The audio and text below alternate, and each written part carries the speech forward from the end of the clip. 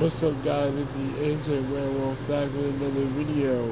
And today's video I'm going to do a Squidward suicide creepypasta story. Now I'm sorry if I sound a little off, my throat has been hurting and everything. And I may sound clogged up, I apologize. So you know what to do, hit that subscribe button. Let's get the video to about 30 likes, then I'll log on my next video. Comment below what other videos you want to see, and I'll be sure to do that for you guys as soon as I can. Without any further ado, let's get into this. Alright, here we go. I want you to start off by saying, anyone the answer at the end, prepare to be disappointed. There just isn't one. I was an intern at Nickelodeon Studios for a year in 2005 for my degree in animation. It wasn't paid, of course, most internships aren't, but it did have some perks beyond education. To adults it may not seem like a big one, but most kids at the time would go crazy themselves over it. Now, since I worked directly with the editors in animation, I got to view the new episodes days before they aired. I'll get right into it without getting too much unnecessary details. They have very recently made the SpongeBob movie, and the entire staff was somewhat sapped of creativity, so it took them longer to start the season. But the delay lasted longer for more upsetting reasons. There was a problem with the season. There was a problem with the series' poor premiere that set everyone and everything back for several months. Me and two other interns were in the editing room, along with the lead animator and sound editor for the final cut. We received a copy that was supposed to be Fear of a Krabby Patty and gathered around the screen to watch. Now, given this, in the final yet animators often put up a mock title card, sort of an inside joke for us with funny all the time new titles such as How Sex Doesn't Work instead of Rockabye Revolve, when SpongeBob and Patrick adopt a sea scallop. Nothing particularly funny, but work-related chuckle. And when we saw the title card Squidward Suicide, we didn't think more than a morbid joke. One of the interns did a small throat laugh at it. The happy-go-lucky music played as normal. The story began with Squidward practicing his clarinet, hitting a few sour notes like normal. We hear SpongeBob laughing outside and Squidward stops yelling at him to keep it down as he has a concert that night and needs to practice. SpongeBob said, okay, and go to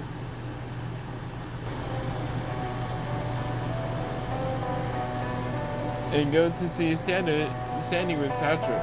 The bubble splash screen comes up and we see the ending of Squidward's concert. This is when things begin to seem off. While playing, a few frames repeat themselves, but the sound doesn't at this point sound to sync up with animation, so yes, that's not common. But when he stops playing, the sound finishes as if the skip there happened. There is a slight murmur in the crowd before they begin to boo him. Not normal cartoon booing that is common in the show, but you can very clearly hear malice in it. Squidward in full frame was visibly afraid. The shot goes to the crowd with SpongeBob in center frame, and he too is booing, very unmuch like him. That isn't the oddest thing though. What is odd is that everyone had hyper-realistic eyes, very detailed, clearly not shots of real people's eyes, but something more real than CGI. The people were red. Some of us looked at each other, obviously confused, but since we were not the writers, we didn't question it. This appeal to children yet.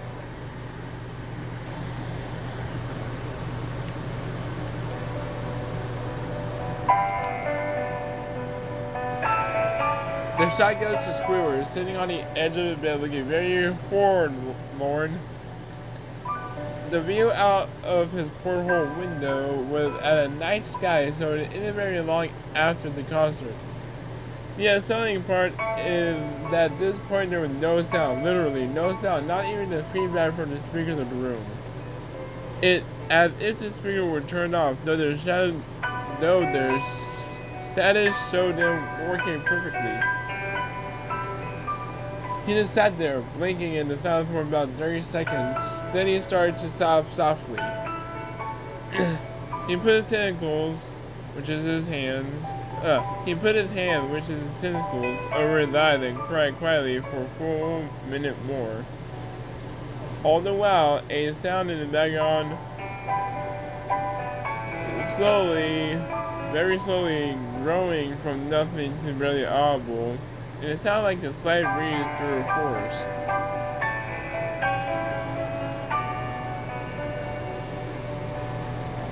The screen slowly begins to zoom in on his face. By slow, I mean it's only noticeable if you look at the shot 10 seconds apart side by side.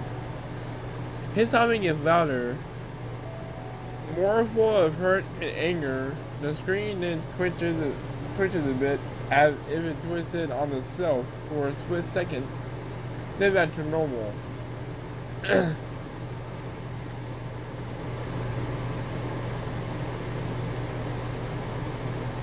The wind through the tree sound gets slowly louder and even more severe, as if a story was ruined somewhere. The eerie part is this sound, and Squidward's sobbing sounded real. As if the sound wasn't coming from the speakers, but as if the speakers were holes, and the sound was coming through from the other side. As good as sound that the studio likes to have, they didn't purchase the equipment to be that good to produce the sound of that quality.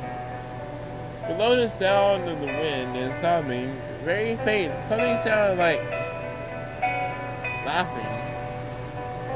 It came at odd intervals and never lasted more than a second. So you have a hard time pinning it. We watched the episode twice, so part of me thinks I was too specific, but I have to think about them. After 30 seconds of this, the screen blurred and twitched violently, and something flashed on the screen, as if a single frame was replaced. The lead animator paused and rewound frame by frame. What we saw was horrible. It was a still photo of a dead child. He could not have been more than 6.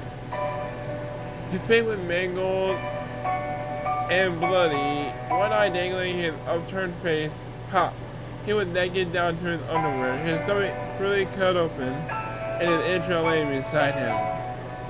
He was laying on some pavement, which was probably a road.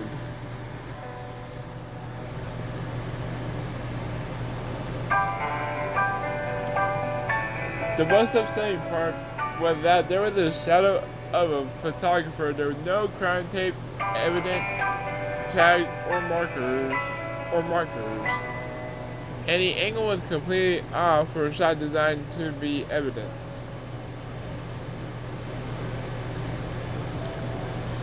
It would seem that the photographer was responsible for the child's death. We were, of course, mortified, but pressed on, hoping that it was just a sick joke.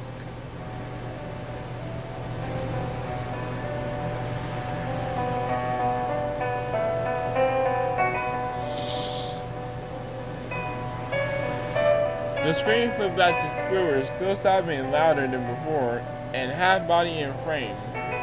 There was now what appeared to be blood running down his face from his eyes.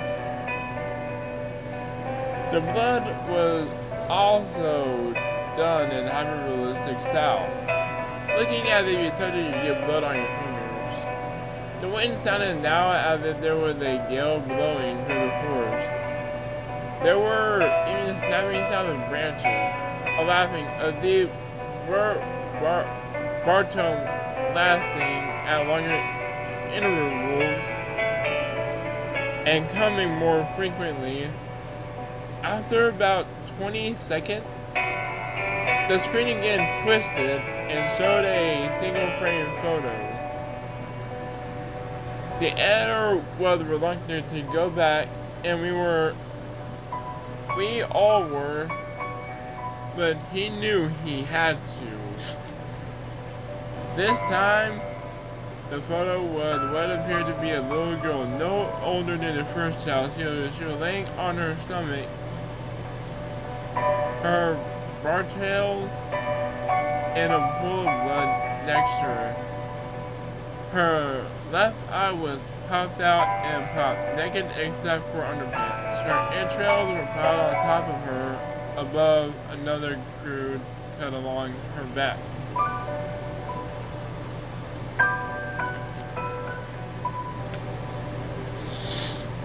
Again, the body was on the street, and the photographer's shadow was visible, very similar in size and shape to the first. I had to choke back sick, and one intern, the only female in the room, ran out. The show resumed. About 5 seconds after the second photo played, Squidward went silent, as did all sound, like it was when this scene started. He put his tentacles down, and his eyes were now done in hyper-realism, like the others were at the beginning of this episode. They were bleeding, bloodshot, and pulsating. He just stared at the screen, as if he were watching the viewer. After about 10 seconds, he started sobbing. This time, not covering his eyes. The sound was piercing and loud, and most fear-inducing, for all of his sobbing and mixed with screams. Tears and blood were dripping down from his face at a heavy rate.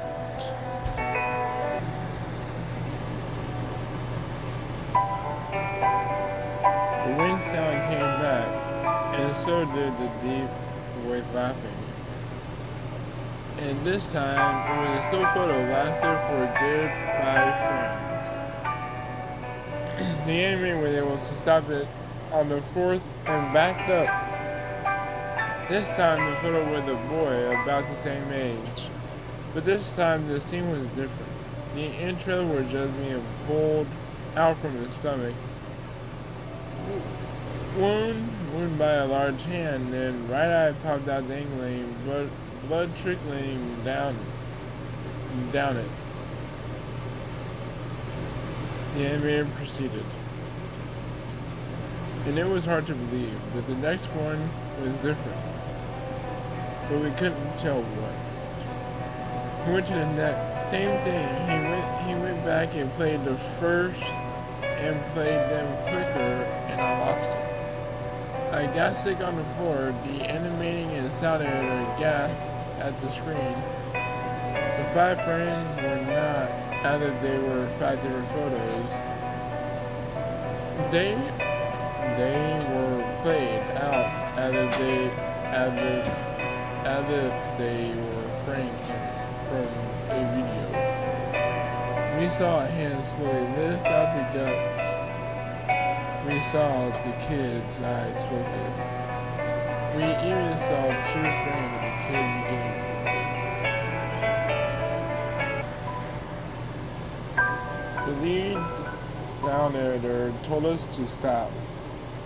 He had to call the creator to see Mr. Hillingbird arrive with about 15 minutes. He was confused at why he was being called down there. So the editor just continued the episode. Once the few frames were shown, all sound again stopped. Squidward was just standing there, was staring at the viewer, full frame in the face for about 3 seconds. The shot quickly panned out, and a deep sound, and that deep voice said, "Do it." And we see in Squidward's hand a shotgun. He immediately put the shotgun in his mouth and pulled the trigger. Realistic blood and brain matter splattered the wall behind him. And in bed, he fired back with the force. And the last 5 seconds of this episode show his body on the bed, on his side, one eye dangling of what was left of his head above the floor, staring blankly at it. Then the episode ended. Mr. Hillingbird was obviously angry at this. He demanded to know what the heck was going on. Most people left the room at this point, so it was just a handful of us to watch it again. Viewing the episode twice only served to imprint the eternity of it in my mind and caused me horrible nightmares. I'm sorry I stayed. The only theory we could think of was the file was edited by someone in the chain of a drawing studio. To hear, the CTO was called to analyze when it happened. The analyst of the file did show it and edited over the new material. However, the timestamp of that was a mere 24 seconds before it began viewing. All equipment involved was examined for foreign software and hardware, as well as glitches, as if the timestamp may have glitched and showed the wrong time. But everything checked out fine. We didn't know what happened, and to this day, nobody does. There was an investigation due to the nature of the photos, but nothing came to it. No child scene was identified. No clues were gathered from the data involved, nor physical clues in the photos. I never believed in unexplainable phenomenon before. But now that I have something happen and can't prove anything about beyond the evidence, I think twice about things.